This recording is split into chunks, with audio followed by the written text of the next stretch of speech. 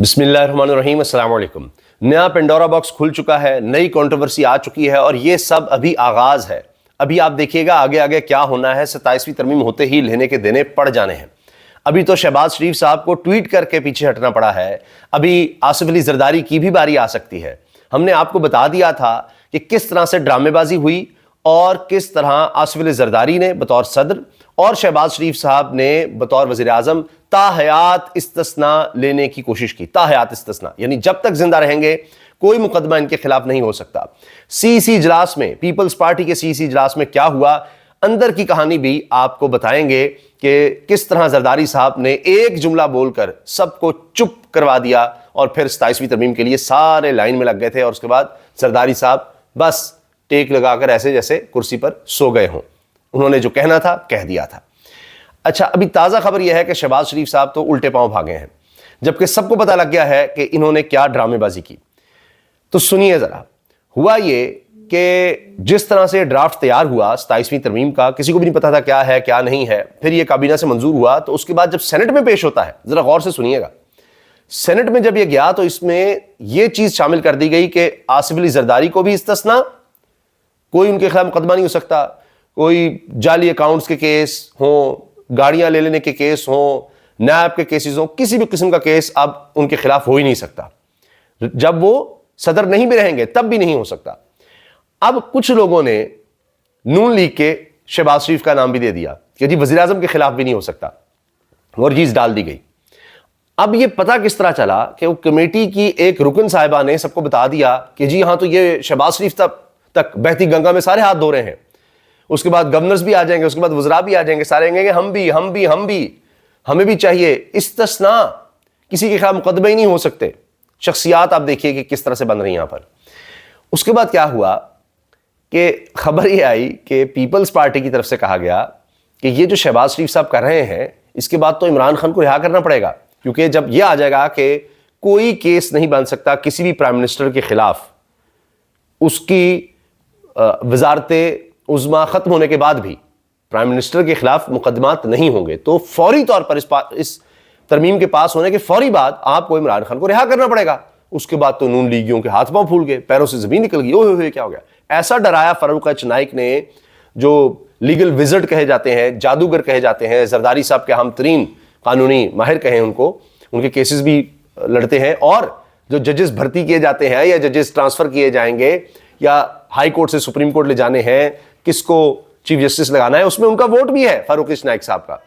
तो बहरहाल जब उन्होंने बात की तो नून लीगियों ने कहा हो ये क्या हो गया है।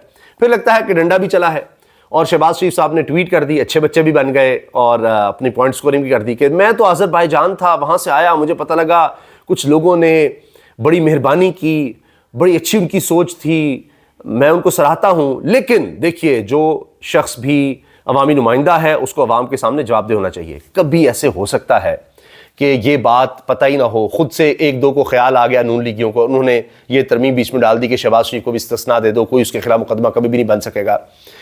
ये ऐसे हो सकता है।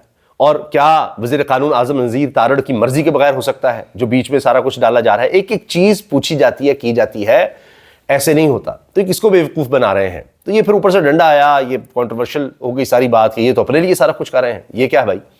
तो लिहाजा उसके बाद ये अच्छे बच्चे बन के पीछे हट गए हैं। ये असल कहानी हमें नजर आती है। लेकिन इनको खौफ क्या था, मौजूदा निज़ाम तो चल रहा है और ये इनका ख्याल है कि अगले 10 साल हमने कंटिन्यू करना है, उसके बाद भी करना है, ताहयात करना है। लेकिन खौफ है कभी भी कुछ हो सकता है। फिर हम वो कुछ कर चुके हैं, कितना कितना जुल्म कर चुके हैं, और पता नहीं आगे हमने अभी क्या क्या जुल्म करने हैं, पता नहीं गवर्नर राज लगाने हैं, कैसे कैसे गैर कानूनी गैर आईनी काम करने हैं। तो इसलिए इन्होंने अपने बचाव के लिए कहा कि जी जरदारी साहब का भी बीच में डालो और शहबाज शरीफ का भी। अब बड़ा सवाल यह है कि शहबाज शरीफ साहब तो उल्टे पांव भाग गए हैं, वापस हो गए, क्या जरदारी साहब को भी ये करना पड़ेगा? खुद तो नहीं वो चाहेंगे, लेकिन क्या उनको ये करना पड़ेगा, ये बड़ा सवाल है। कि फिर डंडा चलेगा और कहा जाएगा किधर भाई, जरा साइड पे हो, ज्यादा ना होशियारी दिखाएं। दूसरी चीज, सीसी इजलास, जरदारी साहब गए जी, वहां पर बैठे और कहा कि 27वीं आईनी तरमीम के बारे में आप बहस करने से पहले, यानी कि माननी है नहीं माननी, उससे पहले मेरी बात सुन लें।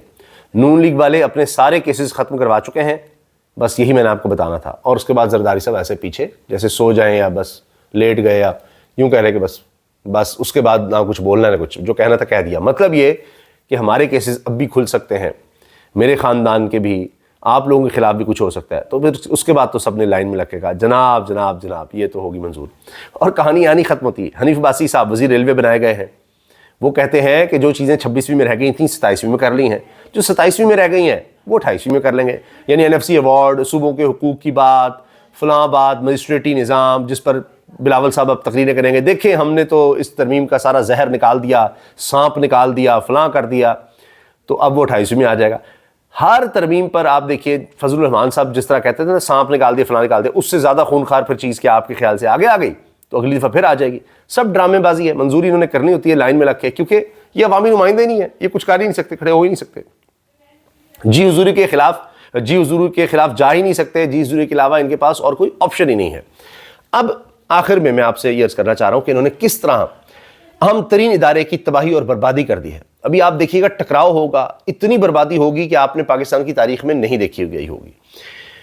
سپریم کورٹ آف پاکستان کو ختم کر دیا گیا ہے. سپریم کورٹ آف پاکستان اب نہیں ہے، چیف جسٹس آف پاکستان اب نہیں ہوگا. ٹھیک ہے جی، ان کا خیال ہے کہ ہمارے اوپر چیک ہی نہیں ہوگا، کوئی پرائم منسٹر کو پوچھ نہیں سکے گا، کوئی حکومت کو پکڑ نہیں سکے گا، جو مرضی وہ کرتے رہیں گے.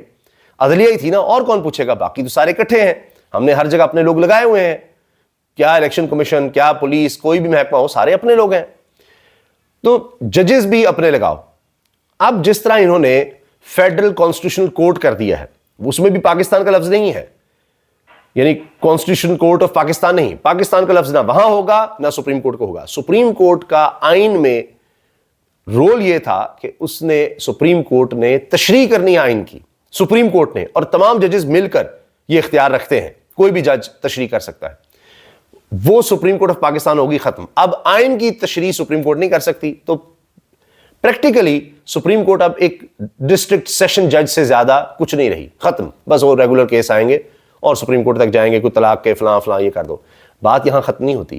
اب ایک لڑائی چھڑنی ہے کہ پاکستان میں کون سا مسئلہ آئینی ہے، کون سا مسئلہ آئینی نہیں ہے. کئی عام کیسز میں بھی کوئی نہ کوئی آئینی سوال اٹھایا جا سکتا ہے. اب وکیل یہ دیکھے گا کہ آئینی عدالت میں اپنی بندے بیٹھے ہوئے ہیں، یہ کہیں دوسری عدالت میں جانا بہتر ہے، تو وہ ڈیسائیڈ کر کے جی آئینی بیچ میں ڈالنا ہے. ایک ایسی عجیب و غریب لڑائی ہوگی، یہ کیس فلاں کا بنتا ہے، وہ فلاں کا بنتا ہے، ہر جگہ درخواستیں جائیں گی، نہیں جی یہ آئینی عدالت کا بنتا ہی نہیں ہے، سپریم کورٹ میں بھیجیں، نہیں جی سپریم کورٹ کا نہیں بنتا، یہ آئینی عدالت میں بھیجیں. ایک بحث ہوگی، اور زیادہ آپ کا سسٹم سلو ڈاؤن ہو جائے گا.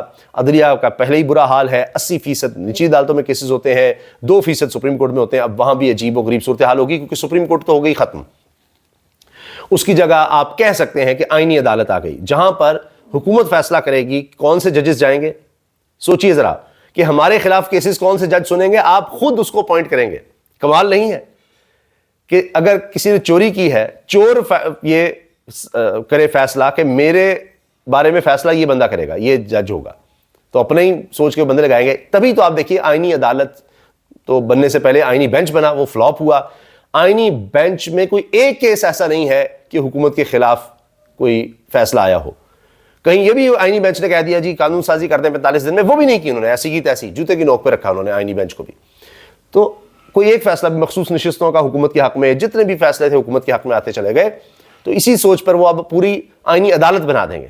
سپریم کورٹ ختم، اس کی جگہ آپ کو آئینی عدالت نظر آئے گی، لیکن آئینی عدالت بھی کوئی خاص نہیں ہوگی، کوئی چیک اینڈ بیلنس کچھ بھی نہیں ہوگا، اور کہانی ختم. اور اپوائنٹ بھی یہ لوگ کرے ہوں گے. باقی سپریم کورٹ میں جو جج نہیں بات مانے گا اس کو بھی فارغ کر سکتے ہیں. ہائی کورٹ کے ججز کو آپ ادھر سے ادھر پھینک دیں، جو مرضی کرتے رہیں. تو اب اسی لیے اسناد ملک صاحب بڑے زبردست صحافی ہیں، انہوں نے کہا کہ اب ججز صرف دعا اور بد دعا ہی کر سکیں گے، ان کے پاس فیصلے کا اختیار تو رہے گا نہیں، کیونکہ کوئی بھی فیصلہ اگر طاقتور کو، حکومت کو پسند نہیں آتا تو ان کے ساتھ کچھ بھی کیا جا سکتا ہے. جب آپ ان کی خوشنودی کے مطابق، ان کے کہنے کے مطابق چلیں گے تو پھر آپ کو آئینی عدالت میں لے جایا جائے گا، آپ کو برات بھی ملیں گی، ورنہ آپ کا گلا گھونٹا جائے گا. اگر آپ کو ٹرانسفر کیا جا رہا ہے، آپ کا کوئی کیس کا فیصلہ پسند نہیں آیا، تو آپ آگے سے چون چاں نہیں کر سکتے، کیونکہ چیف جسٹس بھی حکومت اپنی مرضی سے لگائے گی. میجورٹی ان کے پاس اب آ چکی ہے، جو جوڈیشل کمیشن ہے اس میں، جس نے فیصلے کرنے ہوتے ہیں سارے یہ. تو لہٰذا کوئی جج ادھر سے ادھر نہیں کر سکے گا، کوئی فیصلہ آپ نے کیا لینا ہے. تو عام آدمی کی کہانی ختم ہے. نہ 26ویں آئینی ترمیم سے کسی عام آدمی کا لینا دینا تھا، نہ 27ویں سے ہے، نہ 28ویں سے ہوگا. تو یہاں اشرافیہ ہے، یہاں طاقت ہے، یہاں حکومت ہے، ان کی پارٹیاں ہیں، ان کے للے تللے ہیں، ان کی مراد ہیں وہ چل رہی ہیں، وہ کنٹینیو ہو رہی ہیں، اسی کو آگے آپ دیکھیں گے۔ لیکن ہوتا یہی ہے کہ ہر کوئی اسی طرح سوچتا ہے، جب اس کا اختتام قریب ہوتا ہے وہ اسی طرح اور زیادہ اپنے آپ کو جکڑنے کی کوشش کرتا ہے کہ میں کہیں گر نہ جاؤں، سلپ نہ ہو جاؤں، ایسے اور اس کو پکڑ لوں اور زیادہ اندر نظام کے اپنے پنجے گاڑ لوں۔